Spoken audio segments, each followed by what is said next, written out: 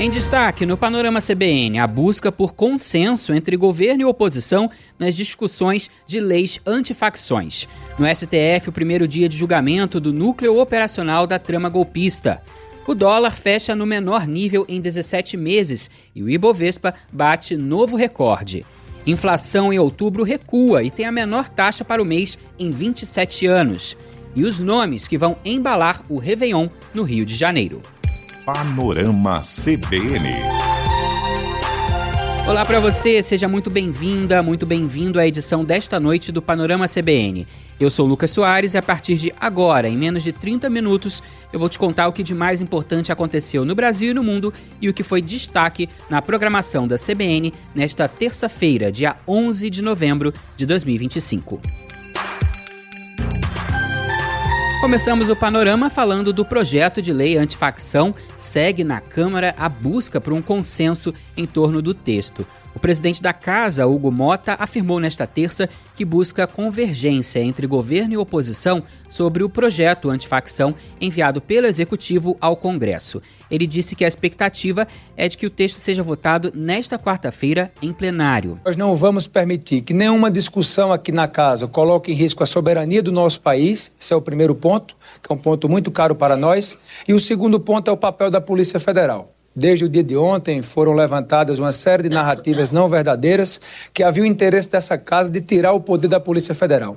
Nunca existiu isso. Eu conversei com o diretor-geral da Polícia Federal ontem à noite, hoje pela manhã, almocei com o ministro da Justiça e reforcei isso também às lideranças do governo aqui na casa, que o papel da Polícia Federal para nós é inegociável no combate ao crime organizado. Relator do texto, o deputado Guilherme Derrite, negou que a atuação da Polícia Federal seja reduzida no parecer que apresentou, mas admitiu negociar eventuais mudanças para facilitar a aprovação. Abriu a brecha para a criação dessa narrativa equivocada, dizendo que eu estaria desconfigurando ou enfraquecendo o trabalho da Polícia Federal. Isso não é verdade. Se o problema está no conflito de competência da Polícia Federal e, eventualmente, numa discussão da soberania nacional, a gente está discutindo, nós vamos manter um texto duro, isso eu não abro mão desse marco legal do combate ao crime organizado. Mais cedo, Motta e líderes partidários da casa decidiram não incluir o projeto na previsão de votações desta terça-feira. A decisão foi tomada após uma reunião entre Motta e líderes porque ainda não há consenso sobre o teor do relatório. Diferentes setores da casa, até do governo, que é contra a versão atual do relatório, dizem que trabalham para alcançar um entendimento. Motta se reuniu nesta terça-feira com o ministro da Justiça, Ricardo Lewandowski, para ouvir sugestões de alterações ao relatório do projeto. Lewandowski, segundo interlocutores, disse a Motta que o texto tem trechos inconstitucionais. O governo também escalou os ministros da Fazenda, Fernando Haddad, das Relações Institucionais, Gleisi Hoffmann, e o diretor da Polícia Federal, Andrei Rodrigues, para atuar contra o projeto. O Hugo Motta indicou que um novo relatório de Derrite deve ser apresentado. No primeiro deles, Derrite retirava os poderes da PF e determinava que investigar organizações criminosas envolvidas em atos classificados como terroristas seria de competência das polícias civis estaduais. Hugo Motta disse mais cedo que a autonomia da Polícia Federal é algo inegociável e que esse ponto vai mudar. E começou hoje o julgamento dos 10 réus do chamado Núcleo 3 da trama golpista. O grupo é julgado pela primeira turma do Supremo Tribunal Federal. O Procurador-Geral da República, Paulo Gonet, defendeu a condenação de todos. Segundo ele, os acusados, entre eles militares da Ativa e da Reserva, além de um agente da Polícia Federal, integravam o chamado Núcleo Operacional da Tentativa de Golpe. De acordo com a acusação, o grupo elaborou e executou planos de ações de campo para viabilizar a ruptura institucional. Entre elas, o monitoramento e a elaboração de estratégias para o assassinato de autoridades, como o então presidente eleito Lula, o vice Geraldo Alckmin e o ministro Alexandre de Moraes. Paulo Gonet afirmou que os envolvidos usaram conhecimentos técnicos e posições estratégicas para tentar neutralizar autoridades e pressionar comandantes das Forças Armadas a aderir ao golpe. O objetivo, segundo ele, era criar instabilidade social e garantir a permanência de Jair Bolsonaro no poder. A Operação Copa 2022, que já estava em realização, foi interrompida quando houve a confirmação de que o comando do Exército não havia aderido ao golpe de Estado. Essa cessação, dada por circunstâncias alheias à vontade dos réus, que já estavam em campo, que já estavam, portanto, pondo em execução essa etapa do golpe, não ofusca a gravidade do episódio. Evidenciou-se a disposição da organização criminosa de praticar crimes de imensurável impacto, colocando à prova a estabilidade do país em prol do seu projeto de poder. Para você entender essa referência, de Gonê, os tenentes-coronéis Rafael de Oliveira e Rodrigo Azevedo foram denunciados por integrar um grupo militar clandestino chamado Copa 2022. Segundo a PGR, os 2 militares estavam a postos para matar o ministro do Supremo, mas acabaram abortando a operação sem o aval do comando do Exército. Nesta semana, o julgamento deve ficar restrito à leitura do relatório do ministro Alexandre de Moraes e às sustentações orais da acusação e das defesas dos 10 réus. A Secretaria de Saúde do Paraná confirmou nesta terça a 7ª morte pela onda de tempestades que atingiu o estado na semana passada. Com a nova atualização, são 6 mortes diretamente na cidade de Rio Bonito do Iguaçu, município afetado por um tornado na última sexta-feira, e uma outra morte em Guarapuava, região central do estado, também atingida por tempestades. A última vítima tinha 70 anos, estava internada em uma unidade de saúde após ter sofrido insuficiência cardíaca aguda. A morte foi confirmada pelo município de Rio Bonito do Iguaçu e foi enquadrada como estresse pós-traumático no contexto do tornado. Dos 835 atendimentos em decorrência direta do desastre, 20 pessoas seguem internadas. Em Rio Bonito do Iguaçu, cerca de 1.300 pessoas ficaram desalojadas. Muitas ainda estão abrigadas em centros de acolhimento em municípios vizinhos.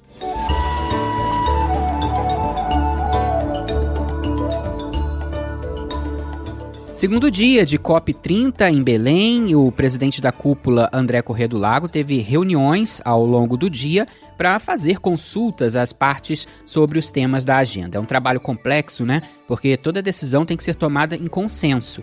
Ou seja, se um dos quase 200 países não concordar, não se chega a acordo. Por isso que o presidente da COP considerou um sucesso o fato de a agenda ter sido aprovada logo no início da conferência, depois de muita discussão, até o fim da noite de domingo. Isso foi possível porque ficaram de fora alguns assuntos espinhosos. Por exemplo, o financiamento dos países ricos aos países em desenvolvimento e também as NDCs, que são as metas de redução de emissões que já não estavam previstas para entrar na agenda, mas que alguns países pediam que fossem mais ambiciosas. Hoje foi entregue à presidência da cúpula a Carta da Aliança dos Povos Guardiões da Amazônia, documento que reúne reivindicações e propostas de comunidades indígenas, ribeirinhas e quilombolas para o enfrentamento da crise climática. Esse documento foi concluído na expedição Banzeiro da Esperança. É um barco com lideranças amazônicas que percorreu o trajeto entre Manaus, no Amazonas, e Belém, no Pará. A iniciativa contou com o apoio, inclusive, da CBN Belém. Inicialmente, o documento estava intitulado como Carta da Amazônia, mas o título foi modificado ao longo das discussões entre as lideranças que buscaram enfatizar a união entre os povos da floresta e o papel deles frente às mudanças climáticas. O presidente da COP, André Corrêa do Lago, disse que a carta é uma grande contribuição para a cúpula. A Amazônia é uma das raras regiões do Brasil que ainda está com um bônus demográfico. É uma região onde ainda há muitos jovens e onde há uma grande falha de acesso à educação, à cultura e a empregos para os jovens. Então, saiba que nós sabemos que já é uma crise, já há uma crise com relação aos jovens na Amazônia e eu fico muito feliz de receber isso, que é, de novo, as pessoas contando o que precisam elas próprias e não o resto, todos os outros decidindo por elas.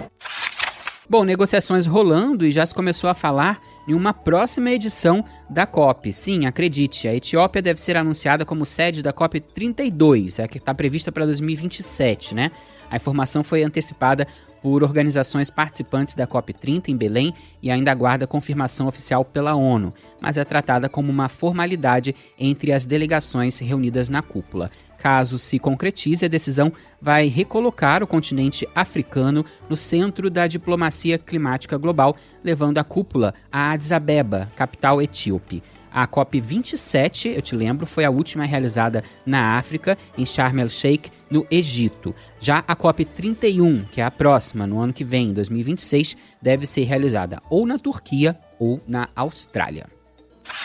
E já que o assunto é meio ambiente, eu compartilho com você uma pesquisa que foi publicada hoje. Em um mês, caiu de 70% para 49% a porcentagem de brasileiros contrários à exploração de petróleo na margem equatorial, que fica entre os estados do Amapá e Rio Grande do Norte. Por outro lado, aumentou de 26% para 42% a quantidade de brasileiros favoráveis à exploração de petróleo na bacia da Foz do Amazonas, que fica na margem equatorial, a 175 quilômetros da costa do Amapá. É o que mostra essa pesquisa Genial Quest, divulgada nesta terça-feira. A exploração de petróleo na área é motivo de crise entre ambientalistas e defensores da medida, tanto que o assunto já causou mal-estar entre a ministra do Meio Ambiente, Marina Silva, e o ministro das Minas e Energia, Alexandre Silveira. O presidente do Congresso, Davi Alcolumbre, é grande defensor da exploração, e o presidente Lula já se mostrou favorável também. No mês passado, eu te lembro, o IBAMA autorizou a Petrobras a realizar a perfuração de um poço exploratório após quase 5 anos de pedido, permitindo então a pesquisa e a coleta de informações geológicas para avaliar se existe petróleo naquela região. Essa pesquisa da Quest tratou ainda dos resultados da COP30. Empata em 41% a quantidade de brasileiros que acha que a Conferência Climática vai trazer resultados positivos e a quantidade que acredita que não fará nenhuma diferença. Apenas 7% creem em resultados negativos. A pesquisa também mostra que 51% ficaram sabendo agora que a COP30 é realizada no Pará. 48% já sabiam. A pesquisa foi realizada entre 6 e 9 de novembro, com 2.004 brasileiros com 16 anos ou mais. O nível de confiança é de 95%.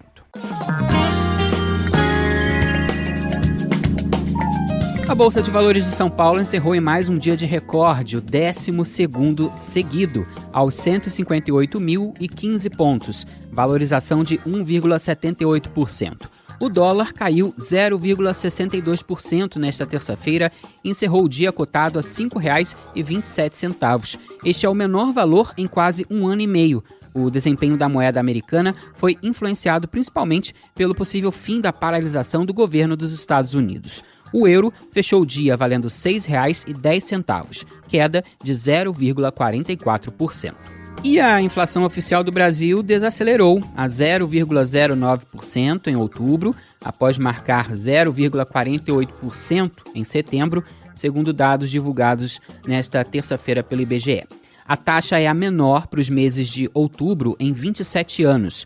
O índice também desacelerou no acumulado dos 12 meses. A inflação passou a 4,68% até outubro. O acumulado segue acima do teto de 4,5% da meta de inflação perseguida pelo Banco Central. Apesar do recuo no mês, o economista André Perfeito avalia que o BC não vai cortar a taxa de juros nesse momento. Como o desemprego caiu muito, a inflação de serviços estava muito pressionada porque o salário estava bastante elevado. Agora, outros componentes, depois de muito esforço da política monetária, começaram a mostrar uma sinalização mais benigna. Isso quer dizer que o Banco Central vai cortar a taxa de juros já? Eu acredito que não. Acho que eles vão insistir na terapêutica, por assim dizer, por mais um tempo. A gente deve ver isso no final do primeiro trimestre, do ano que vem, talvez no segundo trimestre, esse corte de juros, mas o caminho é bom. A principal influência de baixa no resultado do mês veio da energia elétrica residencial, que teve redução de 2,39%. Essa queda foi causada pelo desligamento da bandeira tarifária de escassez hídrica e por revisões tarifárias em diversas regiões. Por outro lado, o grupo Vestuário apresentou a maior alta do mês, de 0,51%, impulsionado pelo aumento de preços dos calçados e também acessórios de roupa feminina. O grupo Alimentação e Bebidas, que possui maior peso, no IPCA, ficou praticamente estável, com leve alta de 0,01%, interrompendo uma sequência de quedas. De acordo com o IBGE, esse foi o menor resultado para o grupo em um mês de outubro desde 2017. Falando em inflação, hoje saiu a ata da última reunião do Comitê de Política Monetária do Banco Central. O documento afirma que a entidade optou por manter a taxa de juros em 15% ao ano por um período bastante prolongado. Não há, portanto, indicativo de quando ela começa a baixar. A taxa atual é a maior em quase 20 anos. O Copom, no entanto, sugeriu que não deve elevar ainda mais por ter convicção de que a taxa atual é suficiente para levar a inflação à meta.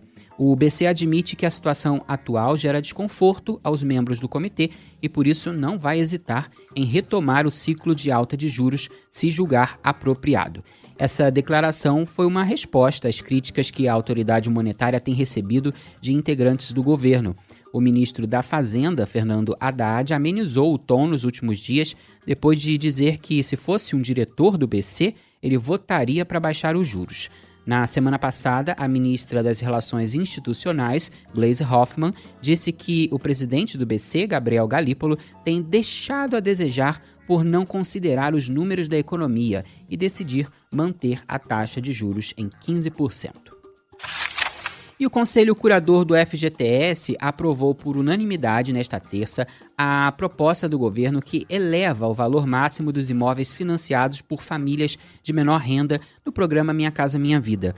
A medida beneficia diretamente as faixas 1 e 2 do programa, voltadas às famílias com renda familiar bruta de até R$ 4.700 por mês. Tem o objetivo de adequar o programa ao aumento dos custos da construção civil, ampliando, então, o acesso à moradia popular. Com essa nova regra, atenção, o teto do imóvel sobe de R$ 264 mil para até R$ 275 mil, conforme o porte do município. A decisão faz parte de um conjunto de medidas de estímulo ao setor habitacional, mas é diferente das ações voltadas à classe média. Em outubro, eu te lembro, o governo já havia elevado o valor máximo dos imóveis financiados pelo Sistema Financeiro de Habitação, de R$ 1,5 milhão para R$ 2.250.000. Para terminar o assunto economia, ontem falamos da Oi aqui, lembra? Nesta terça, a Anatel garantiu que todos os serviços prestados pela Oi serão preservados e que nenhum contratante terá de fazer uma migração de contrato. Ontem, a Justiça do Rio de Janeiro decretou a falência da operadora de telefonia depois de um pedido do administrador judicial da Oi. Segundo a Agência Nacional de Telecomunicações, a solução seria a busca por outra operadora que assuma a parte operacional da empresa para prestar os serviços. Com uma dívida superior a R$ 1,7 bilhão, a Oi mantém mais de 4 mil contratos com órgãos públicos da administração federal, estadual e municipal. A companhia também é responsável por serviços considerados críticos, como as linhas telefônicas da polícia, dos bombeiros e da defesa civil, e pela conexão de 1.300 loterias da Caixa Econômica Federal. Aqui no Brasil, olha essa história. A Polícia Federal fez uma operação contra o tráfico internacional de medicamentos controlados. 2 investigados foram presos, um nos Estados Unidos e outro em flagrante em posse de dezenas de remédios do tipo em Rio das Ostras, município da região dos Lagos do Rio de Janeiro. Segundo as investigações da Operação Tarja Preta, 4 pessoas e 2 empresas estão diretamente ligadas ao esquema, que enviava remédios controlados aos Estados Unidos sem prescrição médica.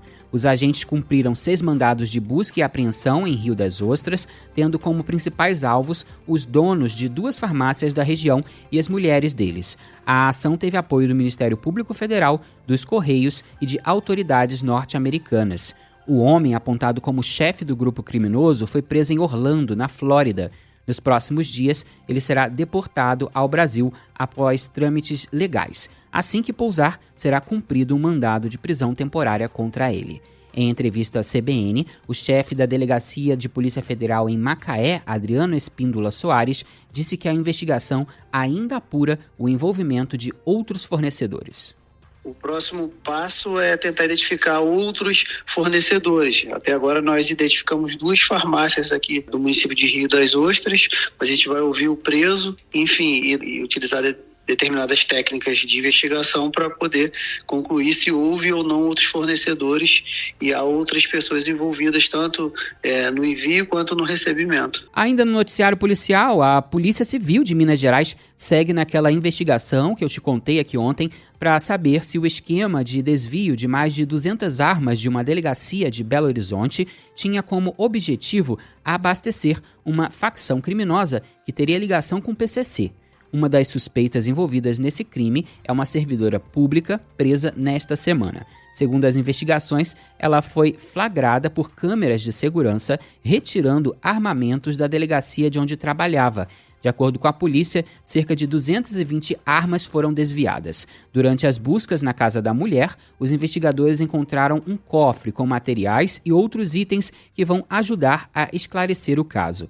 Ainda segundo as apurações, a servidora comprou recentemente 2 carros de luxo e teria realizado procedimentos estéticos com o dinheiro possivelmente obtido por meio dos crimes. Nesta terça, ela foi conduzida a uma audiência de custódia e a Justiça de Minas manteve a prisão por tempo indeterminado. Segundo a polícia, a irregularidade foi descoberta depois que um revólver apreendido em uma ocorrência de rotina em Contagem, na Grande BH, foi identificado no sistema como pertencente ao acervo da instituição. A arma, no entanto, não estava na delegacia correspondente. No noticiário internacional, o USS Gerald R. Ford, maior porta-aviões do mundo, entrou nesta terça na área de operações da América Latina, segundo um comunicado oficial da Marinha dos Estados Unidos. A embarcação fará parte da operação ordenada pelo presidente Donald Trump no Caribe, sob a justificativa de combater o narcotráfico na região. Na prática, a presença militar no Atlântico também serve como pressão contra o regime de Nicolás Maduro na Venezuela e acende um alerta para possíveis operações militares norte-americanas em terra no país. A localização exata do navio não foi divulgada. Desde que ele cruzou o Estreito de Gibraltar e entrou no Oceano Atlântico, o USS Gerald Ford teve seu transponder desligado para manter a posição em sigilo, como é comum em operações militares. Em resposta, as Forças Armadas da Venezuela ativaram nesta terça uma mobilização massiva em todos os estados do país para responder ao que chama de ameaças imperiais dos Estados Unidos. O presidente Nicolás Maduro, que já reiterou os apelos à paz mais uma vez, afirma estar preparado para se defender e demonstra constantemente atividades militares no país. A Rússia classificou como ilegais e inaceitáveis os ataques dos Estados Unidos contra embarcações que estariam a serviço do narcotráfico na costa da Venezuela. O ministro das Relações Exteriores russo afirmou que é assim que atuam os países que se consideram acima da lei. Eu te lembro que desde que os militares americanos começaram a realizar esses ataques, em setembro, 79 pessoas foram mortas em 19 operações. E cerca de 3 dezenas de estrelas de Hollywood vão se encontrar com o Papa Leão XIV no próximo fim de semana, incluindo os atores Cate Blanchett, Chris Pine e Adam Scott. A informação foi divulgada pelo Vaticano. Também participando de uma audiência especial no Vaticano com Leão XIV, o primeiro Papa dos Estados Unidos, estarão os diretores vencedores do Oscar Spike Lee, George Miller e Gus Van Sant. O Papa expressou um desejo de aprofundar o diálogo com o mundo do cinema, explorando as possibilidades que a criatividade artística oferece à missão da Igreja e à promoção dos valores humanos. O falecido Papa Francisco já tinha organizado um evento no Vaticano em junho de 2024 para comediantes, incluindo os apresentadores de talk shows noturnos americanos Conan O'Brien, Stephen Colbert e Jimmy Fallon. O Vaticano compartilhou 4 dos filmes favoritos do Papa: A Felicidade Não Se Compra, de 1946, A Noviça Rebelde, de 1965, Gente Como a Gente, de 1980 e A Vida é Bela, de 1997. Conta pra mim, você gosta de alguns desses clássicos? Falando em Conta Pra Mim, essa edição do Panorama vai se encaminhando para o fim, mas eu queria aqui registrar uma mensagem. O Matheus Barros, de Macapá, deixou recado pra gente no Spotify. Disse que gosta muito do Panorama e que ouve todos os dias pelo aparelho de TV dele. Obrigado, Matheus, pela sua audiência. Eu tô de olho nas mensagens de vocês pelo Spotify, também no meu e-mail, lucas.soares@cbn.com.br e pelo Instagram, lucassoares__.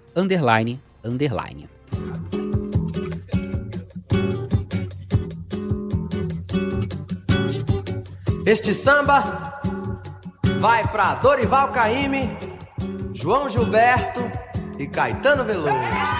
Vamos lá. O Rio de Janeiro continua lindo. E antes de partir, eu quero saber de você. Você já programou seu Réveillon? Se você pensa, por exemplo, em virar o ano na cidade maravilhosa, saiba que a trilha sonora que vai embalar o ano novo começou a ser revelada hoje. Entre as atrações do palco principal, sim, ele, Gilberto Gil.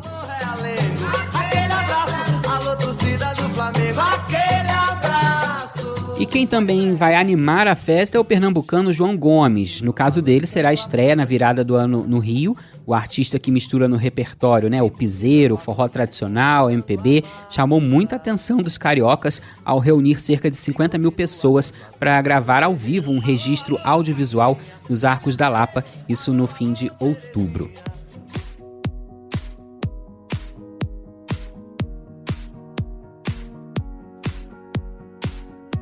E quem deve fechar a festa é ele, DJ Alok. A expectativa é que ele entre no palco por volta de 1h20 da manhã do dia 1º de janeiro. Esse espetáculo terá o apoio de drones. O palco principal, onde Gil, Gomes e Alok se apresentarão, começa a ser montado em frente ao Hotel Copacabana Palace no próximo dia 5. E é sobre o som eletrônico de Alok que essa edição do Panorama vai se despedindo. A produção e o roteiro foram feitos por mim, Lucas Soares, e a edição e a sonorização é do Tico, nosso Anderson Wendel. A próxima edição do Panorama está disponível para você às 7 da manhã com a minha amiga Bianca Santos. Amanhã eu tô de volta, viu? Um abraço para você e até lá.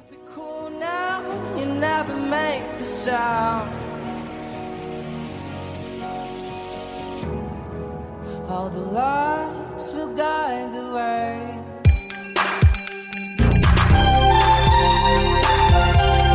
Panorama CBN.